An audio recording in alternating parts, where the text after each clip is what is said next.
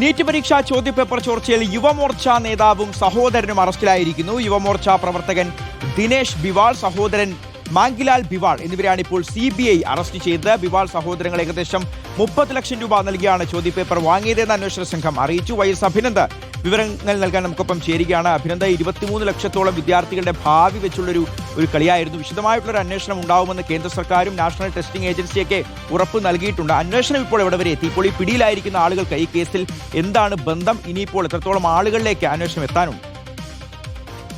അന്തു, ഇപ്പോൾ എന്തായാലും CBI കൃത്യമായിട്ടുള്ള അന്വേഷണമാണ് പുരോഗമിക്കുന്നതെന്നാണ് വ്യക്തമാക്കുന്നത്. ഇപ്പോൾ ലഭിക്കുന്ന ഏറ്റവും പുതിയ വിവരം അനുസരിച്ച് രാജസ്ഥാനിൽ അറസ്റ്റിലായവരിൽ യുവമോർച്ച നേതാവും സഹോദരനും ഉണ്ട് എന്നുള്ളതാണ്.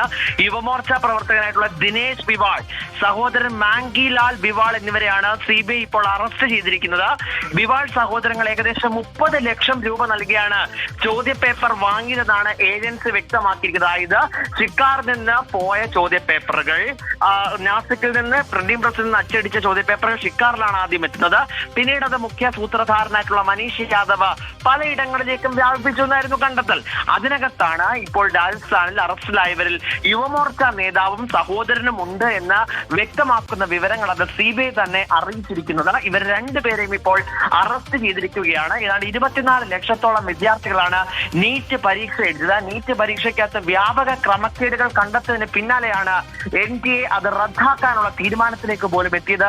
അതിൽ ഒരു യുവമോർച്ച പ്രവർത്തകൻ കൂടി ഉൾപ്പെടുന്നു എന്ന് പറയുമ്പോൾ ഇതിനകത്ത് സർക്കാർ മറുപടി പറയേണ്ടതുണ്ട്. കേന്ദ്ര വിദ്യാഭ്യാസ മന്ത്രാലയം ഇതുവരെയും ഒരു പ്രതികരണം നടത്തിയിട്ടില്ല എന്നതും ഏറെ പ്രധാനപ്പെട്ട ഒരു കാര്യമാണ്. NTA മാത്രമാണ് വിശദീകരണം നൽകിയിരിക്കുന്നത്. എല്ലാ രക്ഷകർത്താക്കളോടും ഒപ്പം തന്നെ വിദ്യാർത്ഥികൾക്കും ക്ഷമ ചോദിക്കുന്നതിലുപരി എന്നാണ് പുതുക്കിയ തീയതി, എപ്പോഴാണ് ഇത് നടക്കുക, പുതുക്കിയ പരീക്ഷകളുടെ തീയതി പോലും പ്രഖ്യാപിക്കാത്ത സാഹചര്യം നിലവിലുണ്ട്. അതിനിടയിലാണ് യുവമോർച്ച നേതാവും അവരുടെ സഹോദരനും പിടിയിലായിരിക്കുന്നു എന്നുള്ള വിവരം CBI കൈമാറിയിരിക്കുന്നത്. അന്തു, ശരി, YS അഭിനന്ദാണ് ഈ വാർത്തയുടെ വിവരങ്ങൾ നൽകിയത്.